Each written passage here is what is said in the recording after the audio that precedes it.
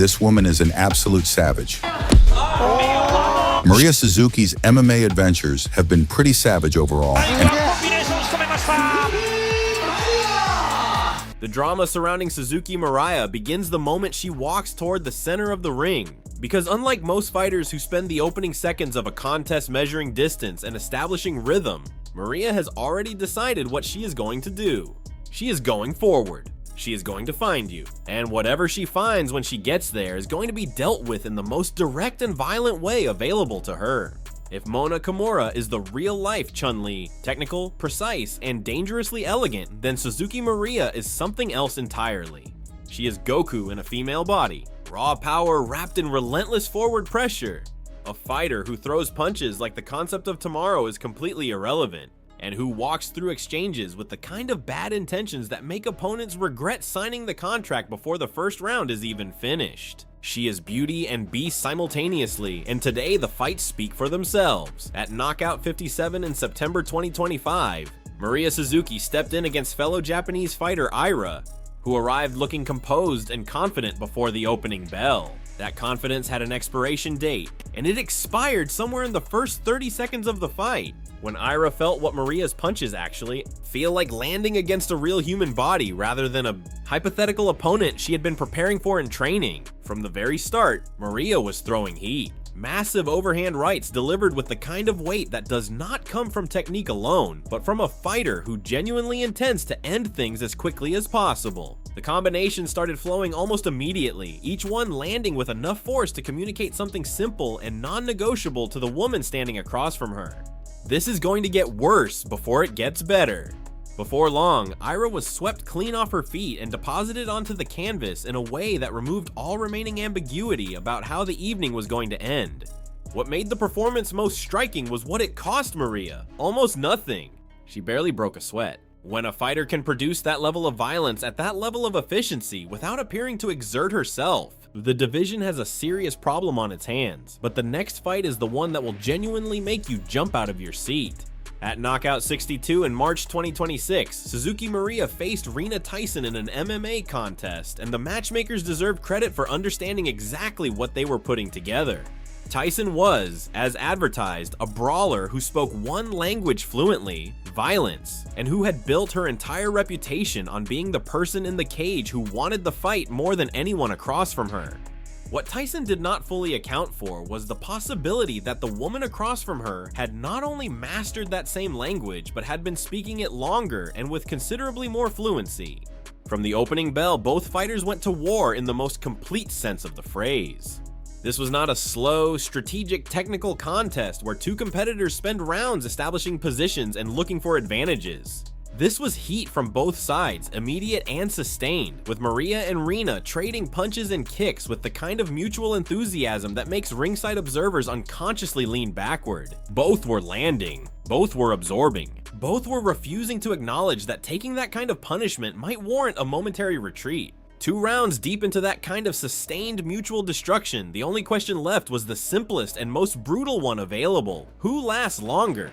The answer, as it turned out, was the Goku of women's combat sports.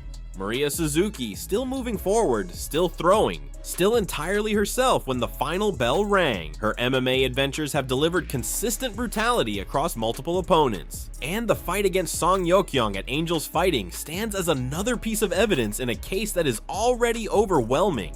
The fight started, and Suzuki moved towards Song with the energy of a tank filled with explosives that has decided the accelerator is the only pedal worth using. Within seconds, Song was already regretting the decision that had placed her in that particular cage on that particular night. A hailstorm of punches rained down from the top position, each one landing with the kind of authority that makes the referee's job simple. Song Yeokyeong went down and stayed down, spending the immediate aftermath of the finish with the look of someone who had fully expected a difficult fight and had received something else entirely. This was not a regular opponent across from her that night.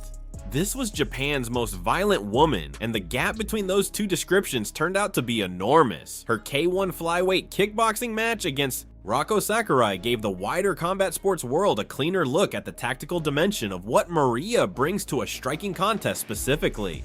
From the opening bell, she immediately took control of the pace, pressing forward and forcing the action in a way that gave Sakurai exactly one available strategic response: move backward and try to minimize the damage being delivered. Sakurai spent the majority of the fight in retreat, staying cautious and attempting to avoid the kind of extended exchanges that Mariya was actively pursuing from every angle. To her credit, Sakurai showed genuine toughness and remained defensively responsible throughout, making Mariya work for every successful attack rather than simply standing in front of the freight train. But the fundamental dynamic of the contest never changed. Mariya was dictating. Sakurai was surviving. Mariya was landing the more effective shots across every round, while Sakurai was landing the kind of counters that score on judges. Cards but do not alter the trajectory of a fight controlled this completely by one competitor. By the final bell, the aggression, the activity, and the cleaner striking had told the story clearly enough that all three judges agreed without significant debate. Unanimous decision, Suzuki Mariya. The summer of 2024 delivered a different kind of story, and the one that reveals the most about who Mariya actually is as a competitor. Against Lee Jian in a Japan vs. Korea kickboxing contest, she walked into a fight against an opponent who had decided that meeting aggression with aggression was the only viable strategy available. Lee stood her ground from the opening round, fired back every time Mariya stepped forward, and turned the contest into exactly the kind of hard-fought war that Mariya has always been willing to enter, but does not always exit as the winner. The two women traded punches throughout multiple rounds, creating exchanges that kept the crowd engaged and the outcome uncertain in a way that Mariya's more one-sided performances do not. Whenever Suzuki landed a clean shot, Lee answered with one of her own, refusing to be intimidated and refusing to allow the fight to become the comfortable forward march that Mariya prefers. By the final bell, Lee had done enough to earn the decision. Mariya had given everything she had, and what the fight demonstrated more clearly than any of her victories is the specific quality that has made her one of the most compelling fighters in Japanese combat sports regardless of what the record says on any given night. She does not take backward steps. She does not manage fights or protect leads or make the safe choice when the dangerous choice is available. She stands in the center of the ring and trades with whoever is willing to meet her there. Win or lose, absorbing damage and delivering it in roughly equal measure. Prioritizing the war over the outcome in a way that makes every single one of her fights worth watching from the opening bell to the final one. Mariya Suzuki may not carry the most dominant record in women's combat sports.